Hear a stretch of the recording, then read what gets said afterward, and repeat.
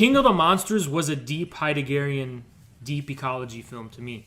But in that movie, Godzilla represents the kind of hyper object of ecology that's described by the speculative realism people. He represents basically like this kind of, not Gaia, but he just represents like the ecological being of the earth, right? Of earth specifically, of ecology. So to an extent, there is a contradiction between earth and humanity, right? But since we live on earth, Godzilla protected humanity against Ghidorah, who represented a foreign alien intruder. You can maybe see Ghidorah as like the alien invasion of modernity, right? That's like crushing the earth. So that's how I saw that. But now we're seeing King Kong versus Godzilla. Let me guys explain to you what King Kong meant originally. So everyone knew that in the initial film. Let me show you this scene. King Kong 2005 city, when he escapes the city. I want you to think about this scene and think about what it means. I'm on King Kong's side, if you need to know who I'm on the side of. Godzilla has a tail. Could gorilla win against the Komodo dragon? Yes, it could. A gorilla could just grab it and rip it apart. Guys, gorillas can bench like, how much can they bench? Like 2,000 easily? I'm sorry, they're very strong. Comrade Kong, true. It's very true, Jake English. I'm going to explain it to you. Big monkey and big lizard punch each other. Okay, I'm going to explain what this means. Watch this scene. Watch this scene. Look at this. What is this? What is this really showing you emotionally, right? Look at all these lights, all these signs. This is the quintessential encounter between the proletarianized subject and the modern world. Sometimes when I went to Chicago, I felt like this, you know? It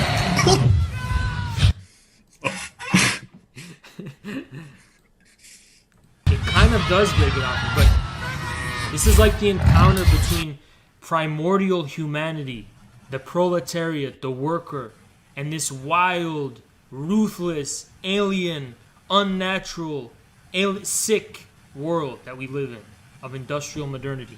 That's what King Kong is about. King Kong is about the Christ-like martyrdom and sacrifice of the most primordial representative of humanity, being just shot down by planes. Everyone's attacking him. He's confused. He doesn't know what's going on. The whole world is coming after him.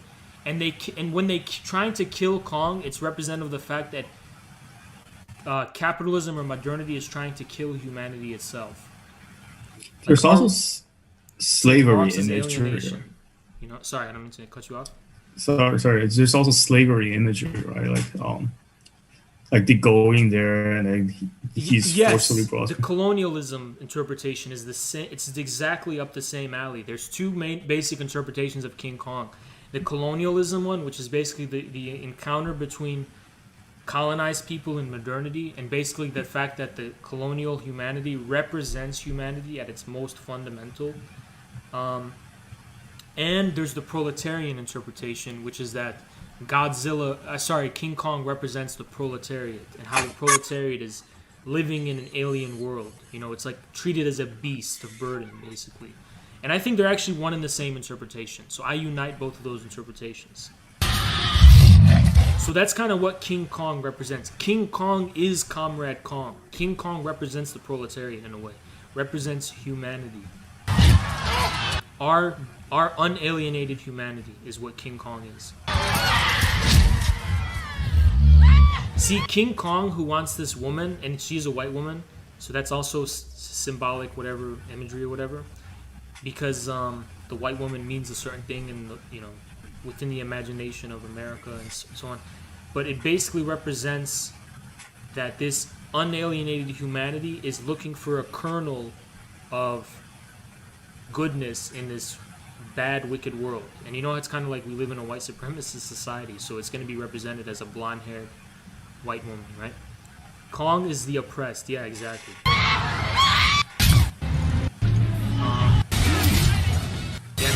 So I don't want to take up too much of the time with this. So that's what Godzilla vs. Kong means, I think. I think Kong represents humanity And Godzilla represents the Earth, ecology, right? That's what the real battle is going on about here. So who do I side with? 100% Kong. But I also like Godzilla too. But I gotta side with Kong. You know, you guys take your picks. Godzilla represents the alien, but also the consistent whole ecological Earth in its deep terrestrial. You know, he's underground in the vents. You know, swimming around in the vents. So also the conflict between humanity and like lizards. I'm not a reptilian conspiracy guy, but that is a thing in history, right? Lizards kind of represent our cold, mechanical, animal self. They represent nature, right? And then, you know, King Kong represents warmth and humanity.